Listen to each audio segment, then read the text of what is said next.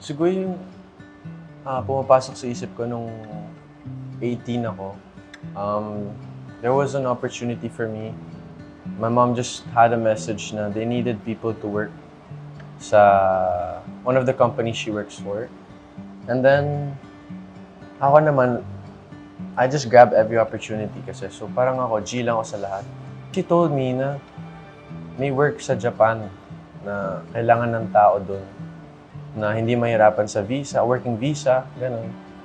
So, I was like, oh, that's us. Kasi syempre, we have a New Zealand passport, di tayo mahirapan sa work, gano'n, sa working visa. Pag Pinoy kasi, you have to apply pa dun sa, working visa, gano'n, it takes months. So, automatically, I was able to work in Japan with no pay, ang sabi.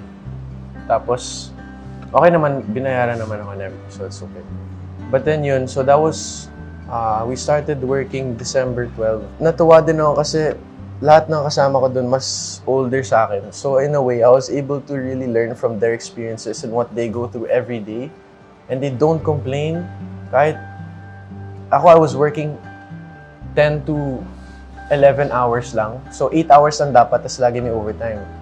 So I thought, syempre parang ang dami nun bro, 9 to 5 lang dapat, ba't ganito? Tapos biglang, you'll notice the veterans, they're there passionately. And they only sleep for like 3 to 5 hours every day. Ako, I get my 8 hours of sleep. And then ako nagtataka, ba't ako, in my mind, I'm complaining in my mind. I don't say it out. But in my mind, I was like, grabe, this is so hard. I don't want to do this again. Gumagano na ako. Pero sila, they're happy. They're preparing for tomorrow na. Ako parang, bakit ganun? Parang they can do this all year round.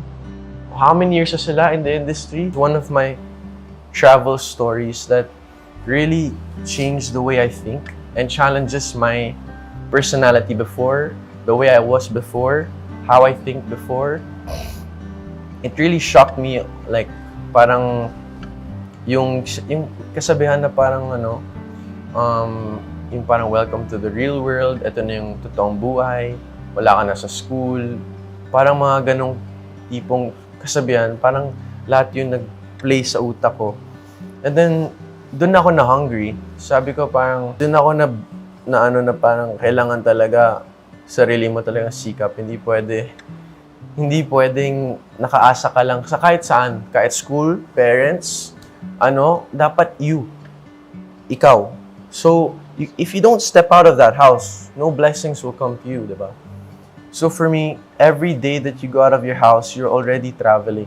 So ayun, thank you guys for listening. Yun yung story ko.